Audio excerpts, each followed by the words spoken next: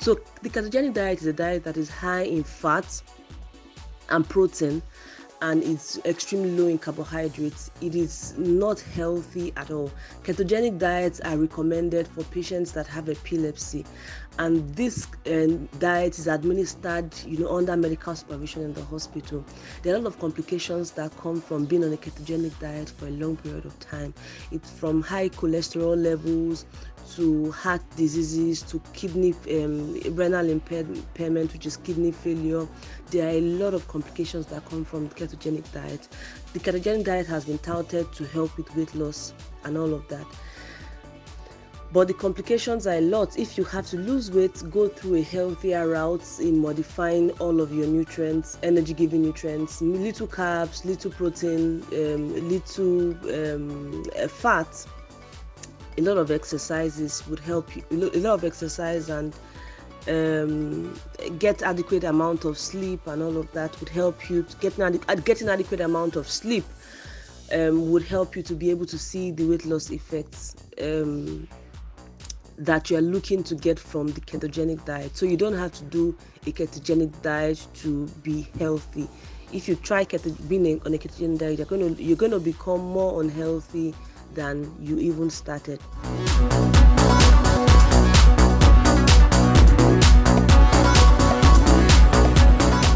No, microwaves do not directly cause cancer. A lot of research has shown that microwaves do not directly cause cancer, except if the microwaves are leaking. So you can get a food cover that is PBA free and is safe to use in the microwave, so as to cover your food before you microwave, and that would help to prevent radiation from leaching in case the microwave you are using is leaking.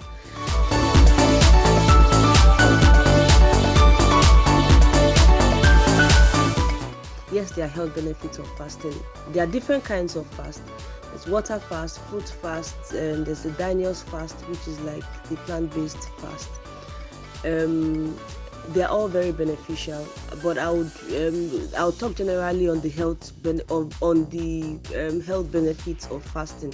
So when you fast, you don't eat as much as what you were eating.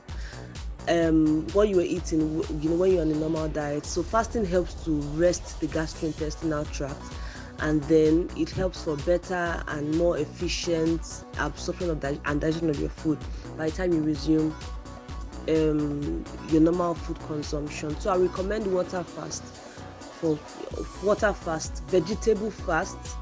I don't really recommend the fruit fast, because most times when people do fruit fast, it has to be done under supervision, because fruits are very high in fructose, and most people would go overboard with their food consumption. So doing a lot more vegetable fast, if you want to do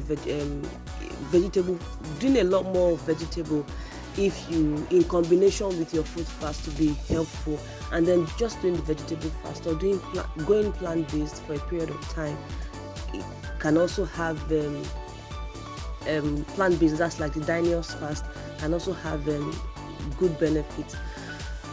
Okay, so you graduate in your fasting. You start by doing just water. Then by the time you break your fast, you do just fruits. You can do fruits like in fluid form. Then you can you can alternate fasts on some days. Some other days, in a week, you can decide to do water fasting once, depending on your health condition. Also, this recommendation is it's just generalized. It's not specific to your health condition. So if you have a specific health condition, this particular recommendation isn't for you. So you can do 1 day water fast, you can do 1 day fruit fast, you can do 1 day plant-based, which is like the Daniel's fast. So you can say, okay, you're having like a meatless Monday, so you're not going to have any kind of meat or any kind of animal products on Monday. So you could do that and get the health benefits that you would get from all of this fast period.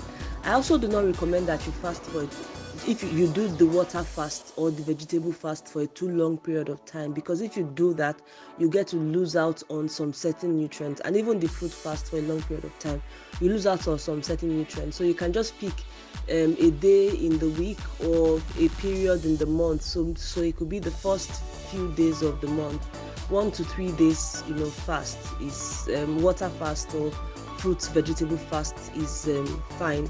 Anything more than that, you might be losing out on some certain essential nutrients that you need.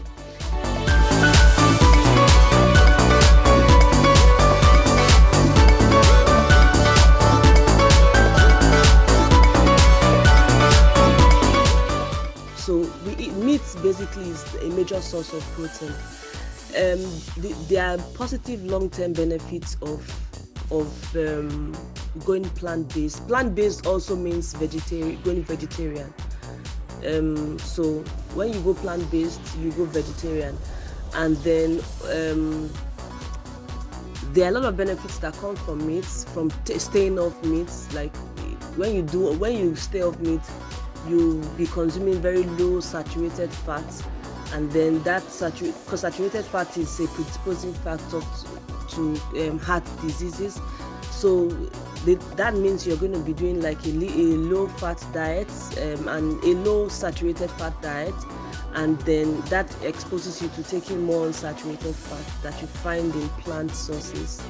The oils you take, plant-based oils and all of that, give you good quality of fat, healthy quality of fat. So being on a plant-based diet has a lot of health benefits.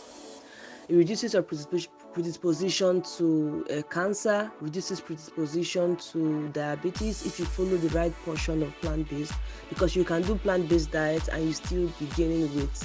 So plant-based diet doesn't mean the diet is low in calorie. It doesn't also mean the diet is low in carbohydrates. It just means that you're running away from meat and sometimes eggs and sometimes dairy, depending on the kind of vegan diet that you choose to go on. So yes, there are a lot of benefits that come from it, but you still have to, it doesn't mean that you are doing plant-based, so you have to eat all plant-based foods freely. You still have to follow the right portion sizes of the plant-based meals. The detriments now, you might lack vitamin B12 to an extent, because you get a lot of vitamin B12 from animal sources. Iron as well, you get plant-based iron and you get animal-based iron. Animal-based iron are the heme iron. They are quickly absorbed, unlike the plant-based iron that needs to be paired with vitamin C for very good absorption. So what we have to do when you are going on a plant-based diet is to ensure that you work it out with a professional, so that the nutrients that you'd be missing out from animal sources, omega-3, the ones you get in fish, the nutrients you get in fish, the nutrients you get in meat, we can look for plant-based substitute that would help, and then combine the plant-based substitute so that they can be very well absorbed into your body system. So you might lack some nutrients if you go plant-based, but if you work it out with a professional, it will be easy for you to still get these nutrients in plant-based sources.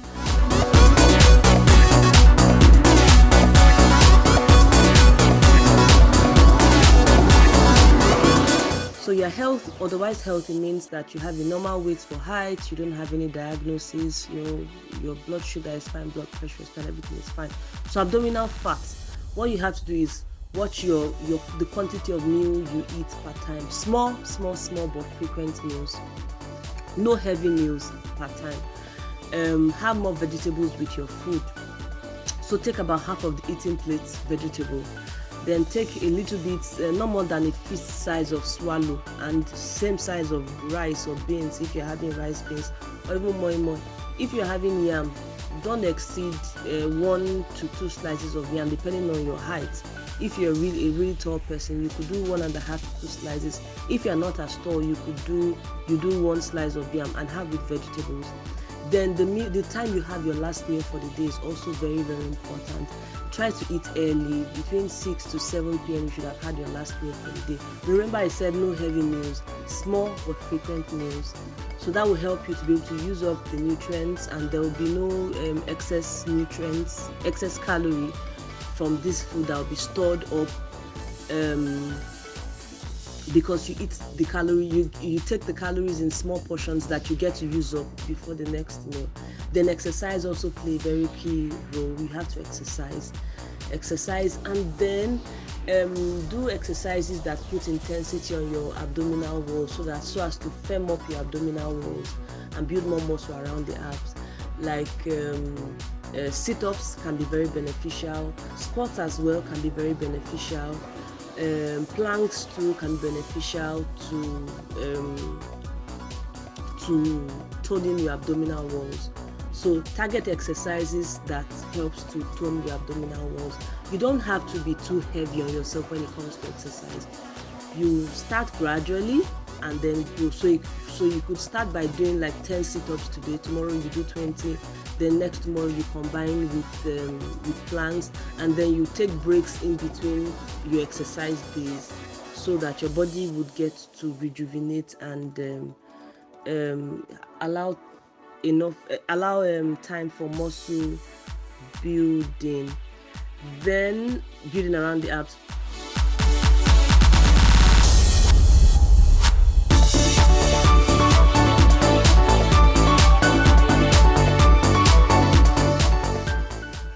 Yes, they are bad for your health. You don't need slimming teas to lose weight. As the name goes, slimming tea. So you're taking a slimming tea because you want to slim down. So you don't need slimming teas to slim down. You just need to watch your calories to slim down. There are other teas you can take that have benefits, like peppermint tea. It helps to boost your metabolism. Ceylon cinnamon tea helps to boost your metabolism. Hibiscus tea helps to boost your metabolism. When a tea is labeled slimming tea, it likely has herbs that acts like laxatives, that makes you to go to the toilet and causes you to really move your bowel. When you move your bowel that way, diarrhea, you realize that you lose a lot of body water. So when you lose weight with slimming teas, you're not losing fat weight, but you're losing water weight. So at the end of the day, you're not exactly losing weight, and you haven't learned how to eat. So you need to learn how to eat to actually get weight loss benefits from whatever venture whatever route you want to go with weight loss. Whether you want to combine exercise with diet, or you want to just do your diet strictly, I recommend combine diet with exercise, because when you combine diet with exercise, that's what helps you to be able to sustain the weight loss journey. So you don't need slimming teas to lose weight. You just need to watch what you're eating, eat according to what your body needs, small portion size of meals, combine with exercise. If you're a tea person, go with these teas that I had mentioned earlier. You can include Fennel Tea as well, and you get very good benefits from it. These teas do not only boost your these teas that I mentioned earlier, they don't only boost your metabolism, they also have other health benefits. They contain phytochemicals that helps your heart health, that helps your gastrointestinal health, that helps to fight free radicals. They have a lot of other benefits, not just the slimming benefits. Of course, when they boost your metabolism, they would help you to they will help your body to be able to burn more fat. But they are not limited to the weight loss benefits that they have. So that's why they are better off, aside compared to other slimming teas that you find in the market labeled as slimming tea.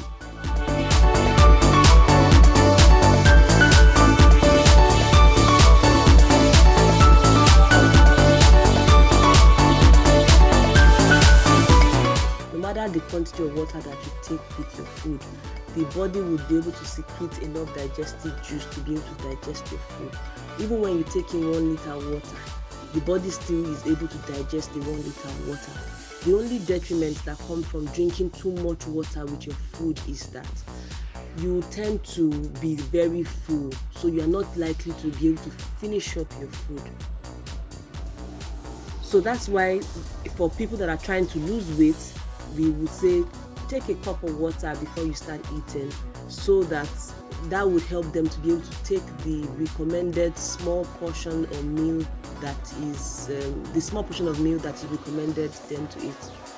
But however, if you take water with your food, the only detriments that come with taking too much water with your food is that you might take too much water, you may not be able to eat enough, and that might make you feel really bloated. And when you try to eat to finish up your food, it might make you feel really bloated, and then you begin to have some discomfort. Or whatever water that you take with your food, the body is able to secrete enough gastric juice that is going to digest your food.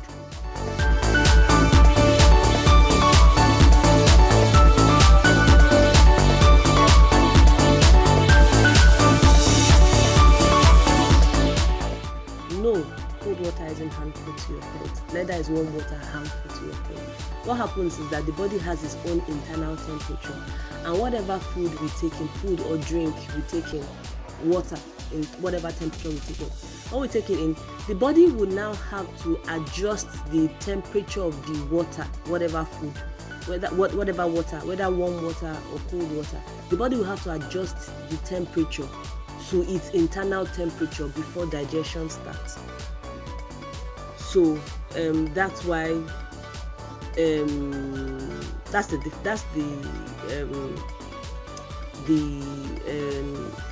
mechanism that the body operates. So cold water is not unhealthy.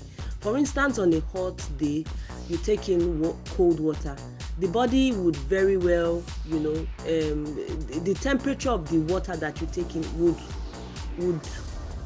help to regulate the body's internal temperature. So that on a hot day, cold water will help to regulate the body's, to cool down the body's internal temperature, right? On a cold day, hot water will help to also improve the body's internal temperature. So the body's internal temperature is warm. The body's internal temperature is not cold. So when you take in a food that is cold, the body will regulate it to its internal temperature. When you take in a food that is warm as well, the body still has to regulate it to its internal temperature. So that's how it goes. So feel free to take cold water on a hot day, and feel free to take a hot tea on a cold day. The body will do its work by regulating the temperature before it starts to digest the water or the tea, as the case.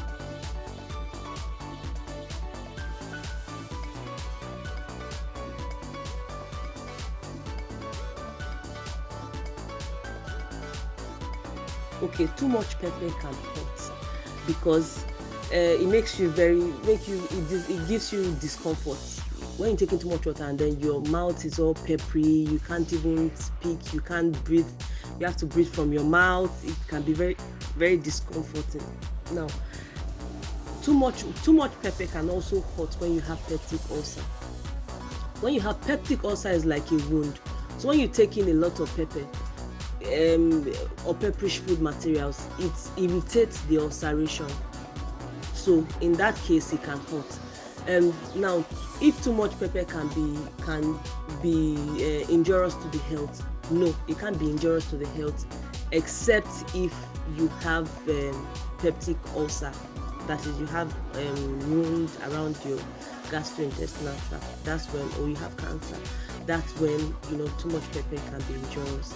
But however, don't do too much pepper, because it can make your meal times very uncomfortable. So do as much pepper as you can tolerate.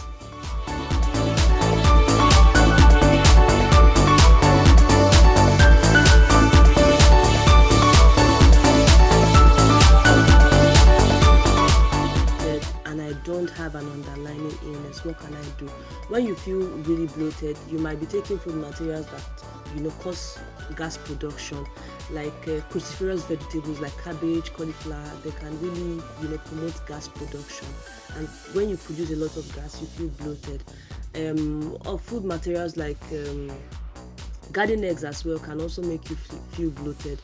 Beans as well can make you feel bloated. Dairy food materials like milk can also make you feel bloated. So what you have to do is that you have to reduce the consumption of these food materials that I've mentioned. Reduce their consumption, take in more water, ensure that you move your bowel every day. You drink water in the morning so that you can move your bowel every day, and then reduce consumption of these food materials that I have mentioned. Don't overdo them, right? And you could also try Fennel Tea. Fennel Tea helps to ease digestion and reduce bloating. So you can take Fennel Tea just like you would do your green tea. You can take it in the morning. You can take it in between your meals, just like you would do your green tea, and you get very good benefits from it. So reduce those food materials that cause you to produce a lot of gas, and make sure that you move your bowel every day, morning and evening if possible, and drink enough water, and you would be fine.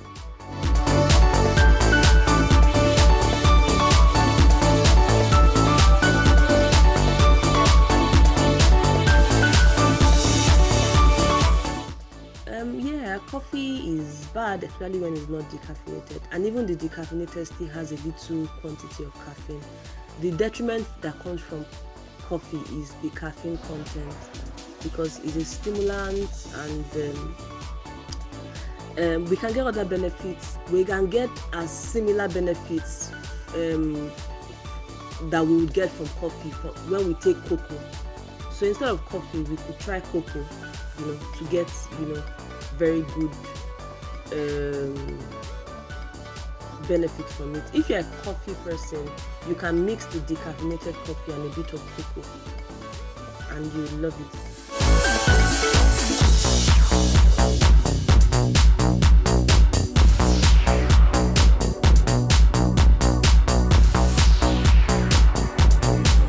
Yes, it's okay to freeze your food. It doesn't make it less nutritious.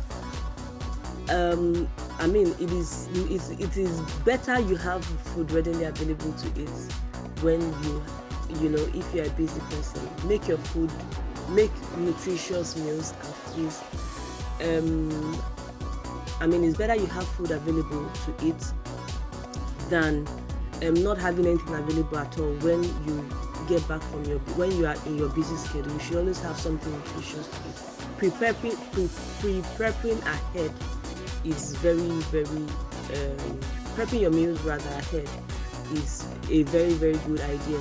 Now, making it the question about it being less nutritious. If you make your meals, like you cook vegetables and you cook it until the vegetable is already completely cooked, by the time you have, when you thaw the food and you want to reheat it, it's like you are cooking it again, because you have to heat it for it to be warm. So you are putting the vegetable under more heat, and that way you are going to lose some heat labor nutrients like B vitamins, vitamin C that are in vegetables. The detriments that come from freezing food, the negative side to freezing food is more with vegetables. As you start chopping your vegetables, the nutrients are already being lost, right? So when you cook your vegetables are best when you eat them immediately. But if you are really busy, like you had described, you can make your vegetables, but don't overcook them. Just sort of steam your vegetables and freeze. By the time you are ready to eat them and you want to heat them up, the vegetables can now completely cook. So that way, you are not going to be losing the nutrients in these vegetables, not as much anyway. You